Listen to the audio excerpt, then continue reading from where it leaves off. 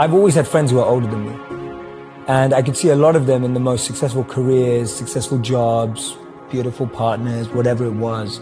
But I saw a sense of lack of fulfillment, meaning, and purpose in their lives. And I've always been an observer, and I would see these people who are like 5 years older than me, 7 years older than me, maybe 10 years older than me. And I'd be watching them and go, is that the life I want? And often the advice I give to people today is fast forward where you are, look at yourself in 10, 15, 20 years time, and ask yourself the question, is that where I want to be? If you're in a company, look at the person who's 20 years ahead of you and ask yourself, is that where I want to be? If you're in a startup, look at where other startups have got to in similar roles and go, is that where I want to be? And if the answer is no, then you need to find a new path. And for me, the answer at that time from observing was no.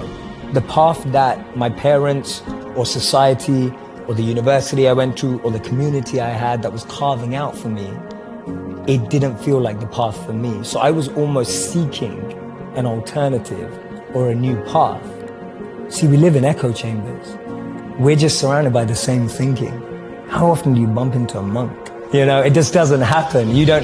No one has a dinner party and goes, oh yeah, we just invited the monk, from town, like the local monk. Like no one ever does that. And so we meet people who are just like us most of the time. And we talk about this in business all the time. If you want to be a billionaire, spend time with billionaires. If you want to be a millionaire, spend time with millionaires. If you want to be a tech startup, spend time with, that's the common rhetoric that we hear all the time. But what if you want to find purpose and master the mind? There's no one better than a monk who's mastered the mind. So for me, the first step is just opening yourself up to new experiences and new role models. Because most of us can't see ourselves in people, so then we try and fit ourselves into the boxes that we do see.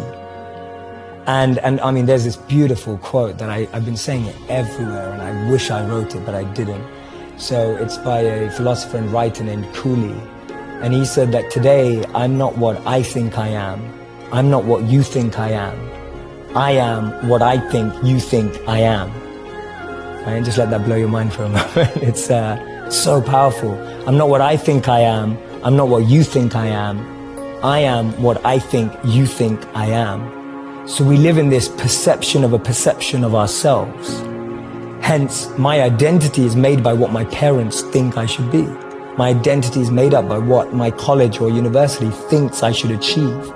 While you're living in that bubble and that echo chamber, getting to what you really want to do is impossible because maybe that just doesn't fit. And I think so many people feel that way today, that they don't fit into the current education system. They don't fit with the 3 or 4 or 5 careers that you're taught exist.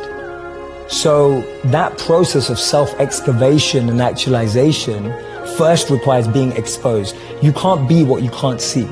If I never saw a monk, I would never have wanted to be a monk. If I never meet a billionaire, I wouldn't want to be one because I wouldn't know what that feels like. I don't know what it looks like. I don't know what it takes. And I think that's the biggest challenge of our society, that we're not exposed.